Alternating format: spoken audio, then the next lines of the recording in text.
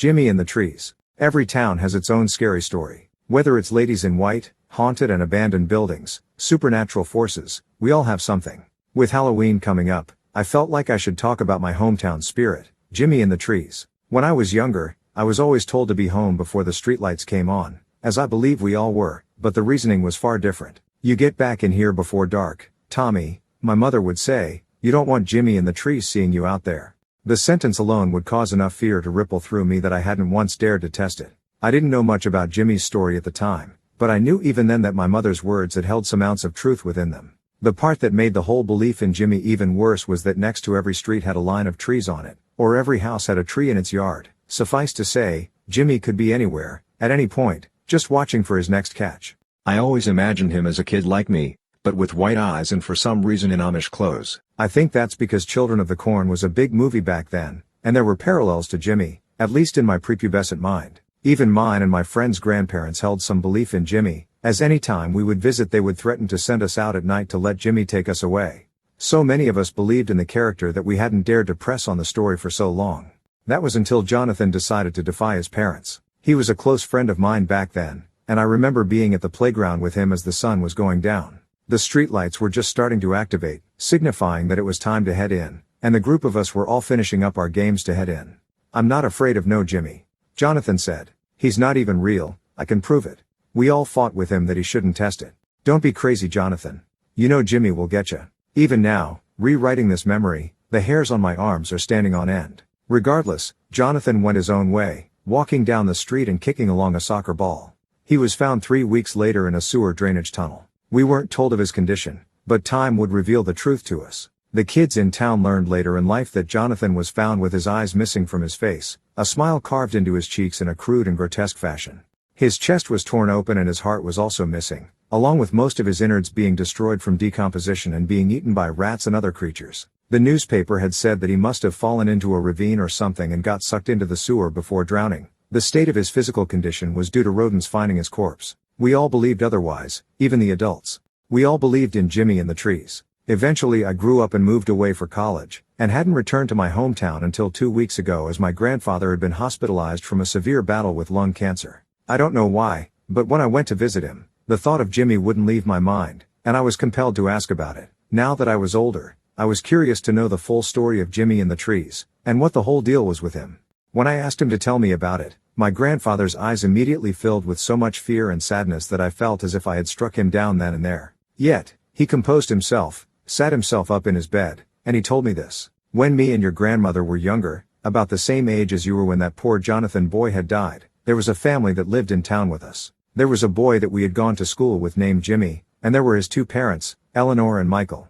Well, one day, just around sunset, Michael was found walking around town with Eleanor's head in his hands, covered in blood from head to toe. When police brought him in to question what had happened, Michael had said nothing for 2 days straight. He just sat there, in his cell, staring at the wall across from him. Finally, on the 3rd day, he snapped out of whatever was going on with him, and was confused as to why he was there. When the cops explained to him what was going on, Michael had broken down and demanded to see his wife, but they would not allow it. He asked where Jimmy was, and they told him they didn't know, which was true.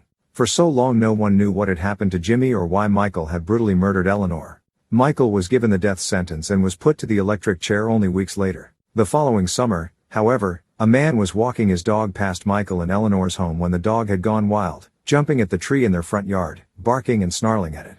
The dog began to tear at the bark and tear at it until finally it revealed where Jimmy had been. Somehow, and in some way, Jimmy had been shoved into the tree, his body broken and contorted in such a way that at first, the man who had found him didn't even think it was a human body he was looking at. When he was removed from the tree, it was discovered that Jimmy's body was in the same state as poor Jonathan's was found, his eyes missing and his innards torn from his chest.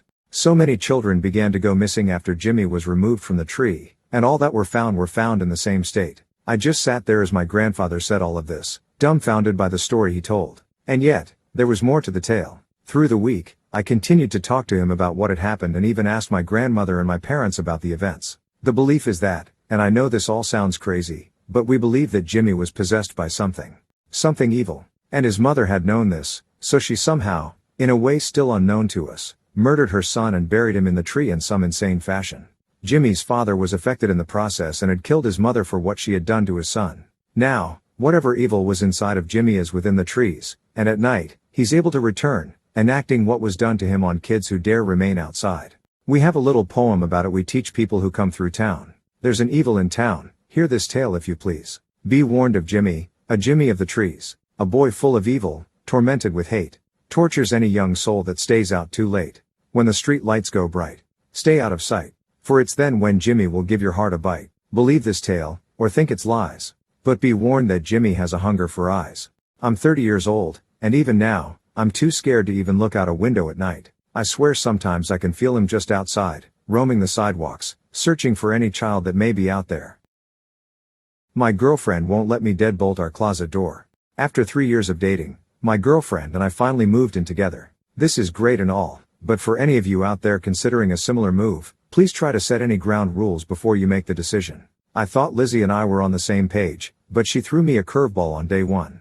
Now we can finally get rid of that creepy deadbolt on your closet.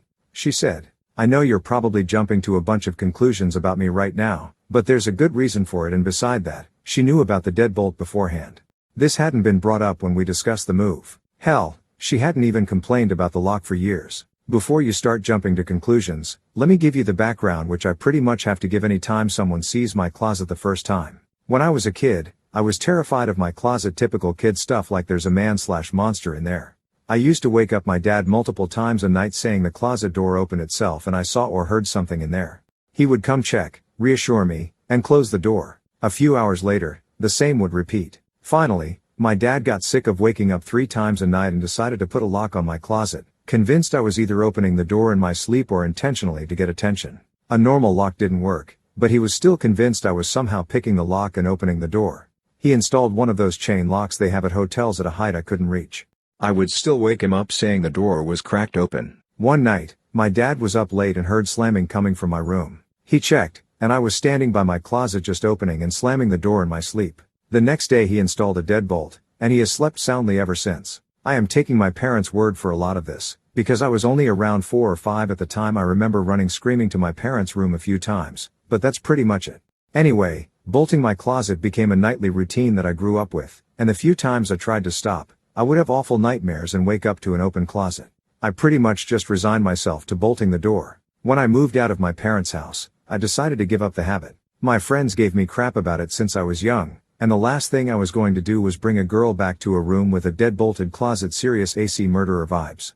I had the familiar nightmares I associated with the other times I had tried to quit, but I decided to push through it. I woke up to the closet door open so many times that I stopped closing it at all. I started waking up in the middle of the night and seeing things in my closet. This shook me, but I would turn on the lights and see something to explain it away. For example, I would think I see a person and it would be my golf bag. I would hear scratching on the door and find a branch outside my window. I would hear Warren whispered and think it was just the AC kicking on. This pattern continued, but the plausible explanations became less plausible. I would see an unnaturally tall man in a bowler hat with twinkling eyes, and when I turned the light on, there would be a bowler hat with some Christmas ornaments. In July, and I've never bought a bowler hat. I looked for that hat in the daytime many times without finding it. I would hear whispers of Warren, come join us. Join us, that would build up into yells, then mix in with the sound of my fan. One night, I woke to the bowler hat man. He let out a deep chuckle and then lunged from the door, bounding at me on all fours, limbs twisting at alarming angles. I turned on my lamp, and a bowler hat sat in the middle of my room. I went to a 24 hours Walmart, bought a deadbolt, and installed it the same night. I slept like a baby. Explanations be damned, I kept that lock on my closet in every apartment. Lizzie knows this and knows how terrified I am of the closet, but she won't let me put a deadbolt on. She says it's time you get over this phobia. It has been a month since we moved in. The nightmares are back. The closet door is always open. I hear them whispering to me, come, join.